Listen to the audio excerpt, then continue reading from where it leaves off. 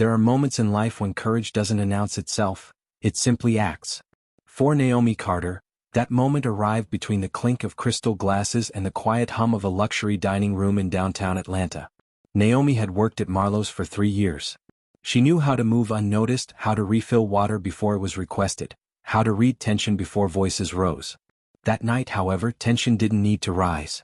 It sat heavily at the private corner table reserved for an international business negotiation. The Korean delegation had arrived precisely at 7. At the center of them sat Min-Jae, sharp suit, unreadable eyes, posture straight as steel. Rumors about him had floated through the staff earlier. Powerful, dangerous, untouchable. Naomi didn't care about rumors. She cared about accuracy. As she poured wine, she listened, because she understood. Years of late-night language apps, Korean dramas without subtitles, and tutoring exchange students had sharpened her fluency. What she heard now made her grip tighten around the bottle. Min-Jae spoke calmly in Korean. His translator, Victor Han, smiled politely, and delivered something entirely different in English. Subtle changes. Slight shifts. But enough to sabotage the deal. Naomi's pulse quickened. Was she mistaken? No. She waited for confirmation and it came again. Another distortion. Another lie. Her shift could end. Her job could disappear. But something in Min-Jae's steady, disciplined tone told her he deserved truth. When the other executives briefly stepped away to answer calls, Naomi moved closer under the guise of clearing plates. She leaned slightly toward him. In flawless Korean, she spoke softly but firmly. Your translator is lying to you. Min-Jae's hand paused mid-reach. His eyes lifted slowly to meet hers. For the first time that night, surprise broke through his composure.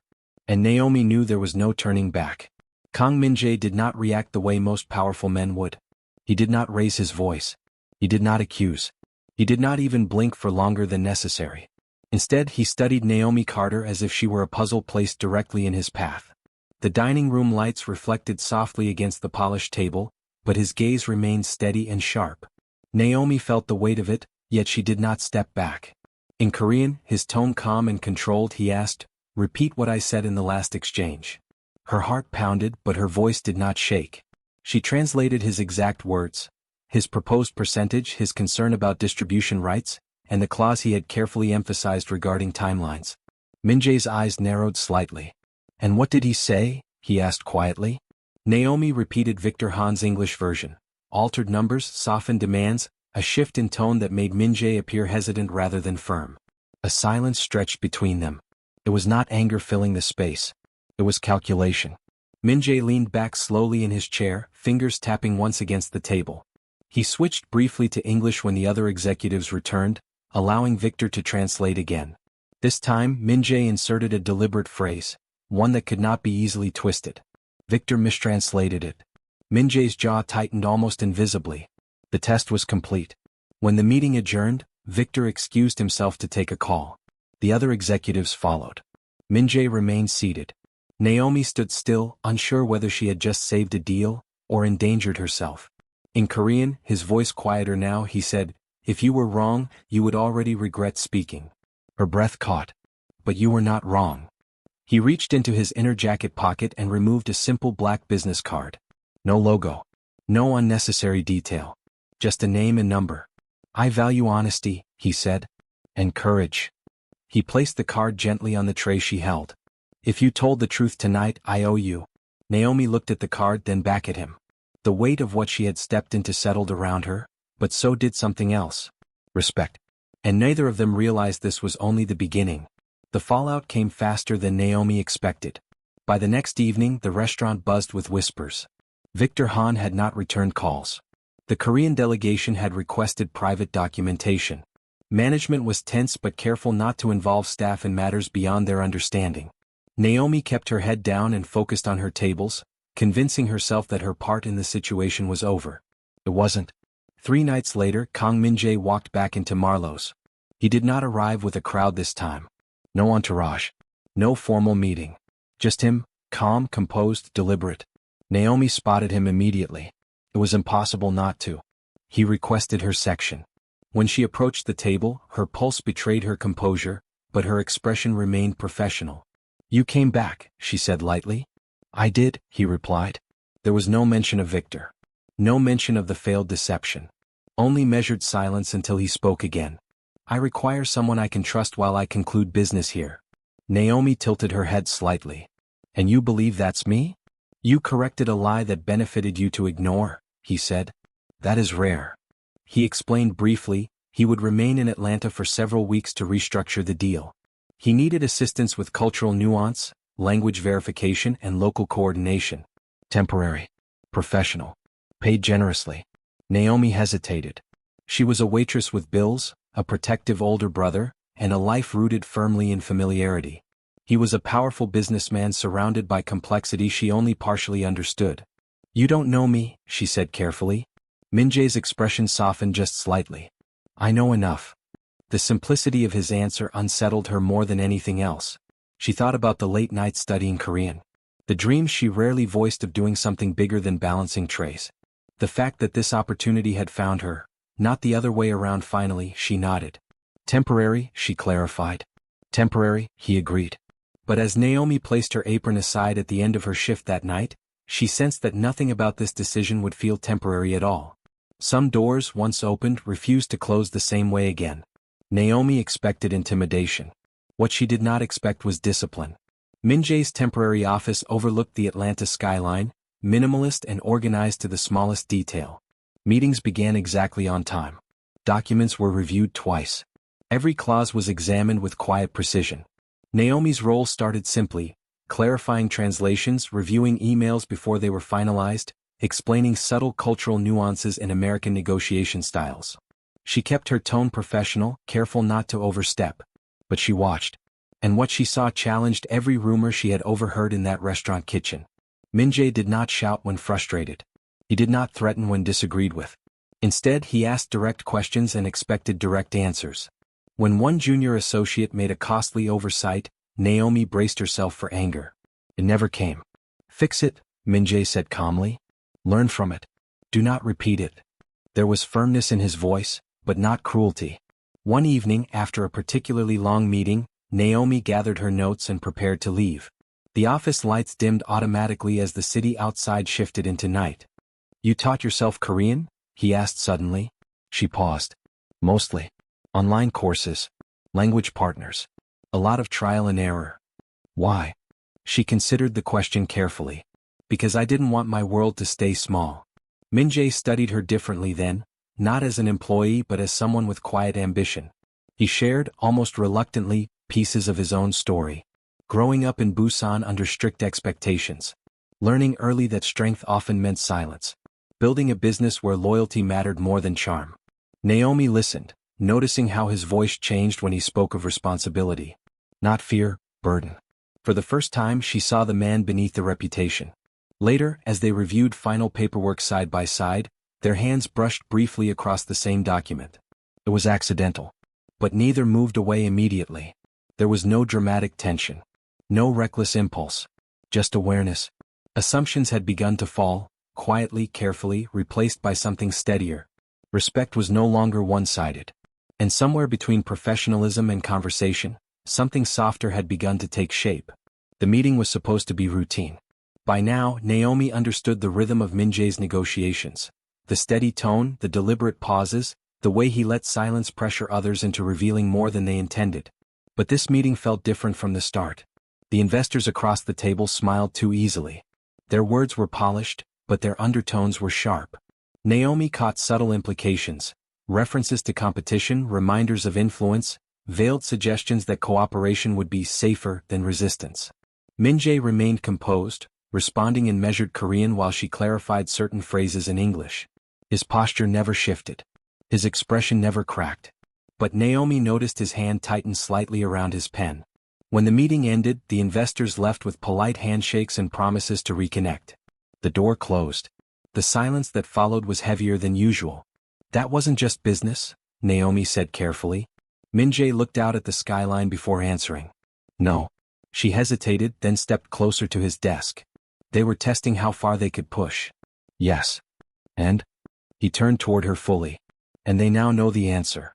There was steel in his voice, but something else beneath it. Fatigue. Naomi searched his expression. You don't always have to carry everything alone. The words surprised even her. For a moment he didn't respond. Then his shoulders lowered, barely noticeable but real. "In my world," he said quietly, "weakness invites attack." "That wasn't weakness," she replied gently. "It was honesty." Their eyes held. The distance between employer and consultant felt thinner now, less defined. Min-Jae stepped closer, not imposing, just present. "You speak as if you understand pressure." Naomi gave a small smile. Different world. Same weight. Something shifted in his gaze. Not calculation. Not strategy. Trust. Without overthinking, he opened his arms slightly, a silent question. She stepped forward. The hug was steady, grounding. Not rushed. Not dramatic. Just two people acknowledging that strength didn't always mean standing alone. And in that quiet office overlooking Atlanta, vulnerability became their strongest connection yet. The deal closed on a quiet Thursday afternoon. There was no celebration, no dramatic announcement, just a final signature and a series of firm handshakes.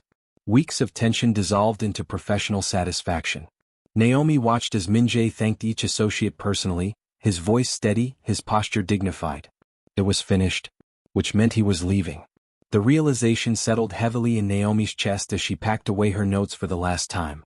This arrangement had always been temporary. They had both agreed on that from the beginning. Temporary. Yet nothing about the past few weeks had felt small or insignificant.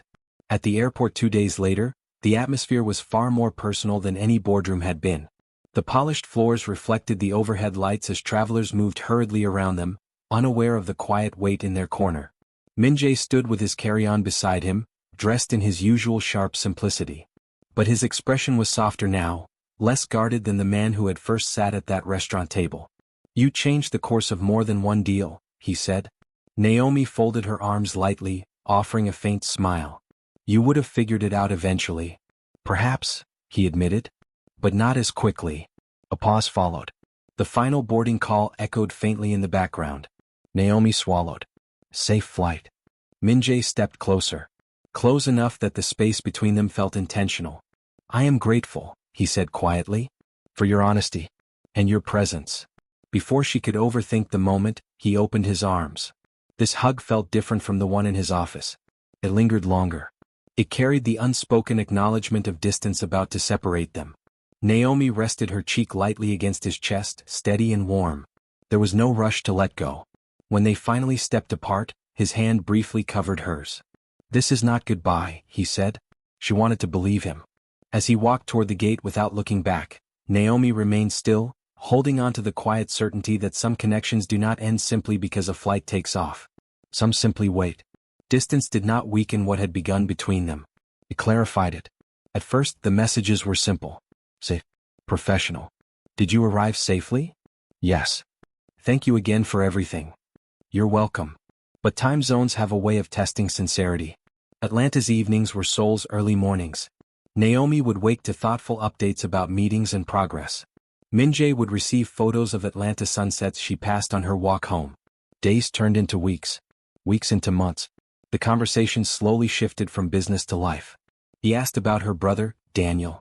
She asked about Busan, the ocean air, the food stalls, the city lights. He sent her a picture of the harbor at dawn. She sent one of herself holding a Korean language workbook, joking that she needed to stay sharp. Late one night, Naomi found herself rereading an old message. "You have a way of bringing clarity," Min-Jae had written. She smiled at the memory. Then without warning he called. It was past midnight in Atlanta. His voice sounded steady but quieter than usual. "I will be in the United States next week," he said. Her heart skipped. "Business?" "Yes," he replied, then paused. "And unfinished matters." Naomi leaned against her kitchen counter, trying not to let hope run ahead of logic. "Unfinished matters? You." Silence filled the space between them, not awkward but charged with understanding. He didn't elaborate.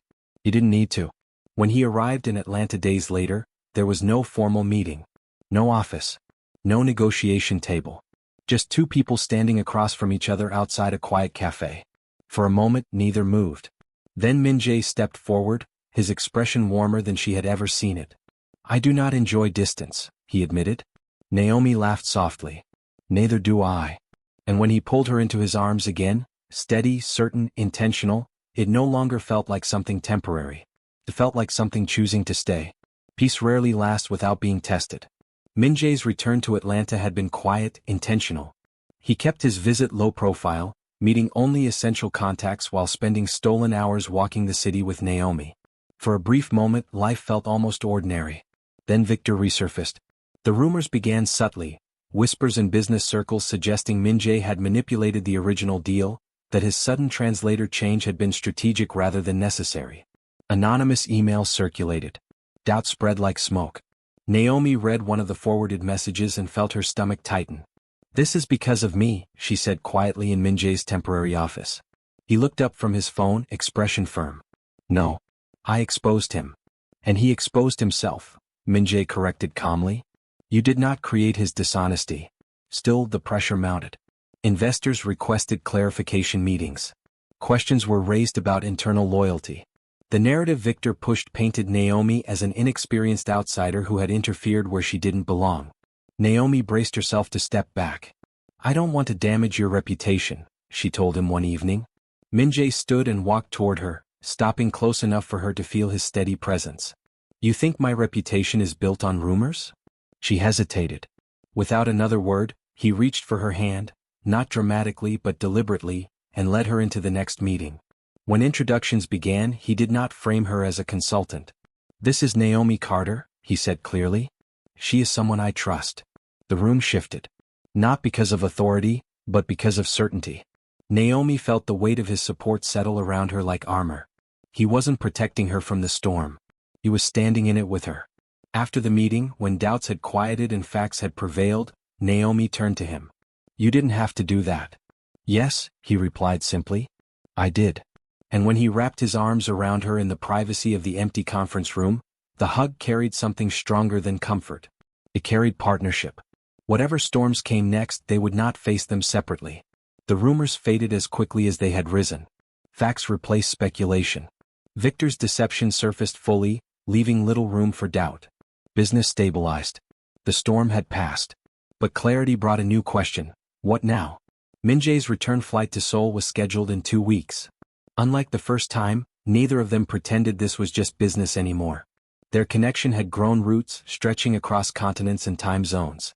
One evening, they sat on a quiet park bench overlooking the Atlanta skyline. The air carried the warmth of early summer, and the city lights flickered steadily beneath the darkening sky. "I do not want another temporary arrangement," Min-Jae said at last. Naomi looked at him carefully. "What are you saying?" "I am asking you to consider building something with me. In Seoul." The words were calm. Not demanding. Not dramatic. An invitation. Her heart swelled and tightened. "You're asking me to leave everything," she said softly. "I am asking you to choose," he corrected gently. "Not to follow. To choose." He explained his vision clearly. He intended to expand legitimate global ventures, moving further from the shadows of old alliances. Seoul offered opportunity, not just for him but for her. "What would I even do there?" she asked. Min-Jae's gaze warmed. "What you always wanted. You told me once you didn't want your world to stay small." She exhaled slowly. "I've dreamed about opening a cultural language center," she admitted. "A place where people connect without stereotypes. Where translation isn't twisted." "Then build it," he said. "And I will support you." There was no pressure in his voice. Only belief. Naomi realized something important in that moment. This was not about choosing him over herself. It was about choosing a future where both could grow. She reached for his hand, squeezing gently. "I won't disappear into your world," she said. "I would not want you to," he replied. She smiled. "Then let's build a new one." And for the first time, the idea of forever did not feel distant. It felt intentional. Years had passed, but some things remained the same. The quiet confidence in Min-Jae's gaze, the warmth in Naomi's smile, and the steady strength of their connection. Naomi's Cultural and Language Center in Seoul had become a thriving hub. African and Korean communities came together for classes, workshops, and cultural exchanges. She loved every moment of it, and Min-Jae had been there every step of the way, not as a shadow, not as a boss, but as a partner. Min-Jae's business had shifted too. He had left the whispers and shadows behind, transitioning into legitimate global ventures. But despite all his success, he still found the simplest joys in quiet moments with Naomi. Tonight, they stood on a rooftop terrace overlooking the Han River, the city lights sparkling below like countless tiny stars. It had become their place, somewhere private, peaceful, and familiar. I still remember the first time I heard you speak Korean, Min-Jae said softly, breaking the comfortable silence. Naomi laughed, a gentle sound against the night. And you were so surprised I wasn't lying. He smiled, stepping closer. I knew then, you were someone rare. Honest, brave, unafraid. She reached for his hand, squeezing it lightly. And you were everything I didn't expect. The moment stretched, steady and full. Neither needed words beyond what they were already sharing. Min-Jae pulled her into a hug, slow, deliberate, the same kind of hug that had lingered at the Atlanta airport years ago, only now deeper, full of certainty and love. Naomi rested her head against his chest, feeling the same safety and warmth she had the first time, only stronger. We began with truth, she whispered. We stay together because of it, he replied. They stood like that for a long moment, two worlds merged, no shadows between them, no distance too far to cross. In a life built on honesty, trust and courage they had found forever. And sometimes all it takes is a little truth to translate into a love that lasts.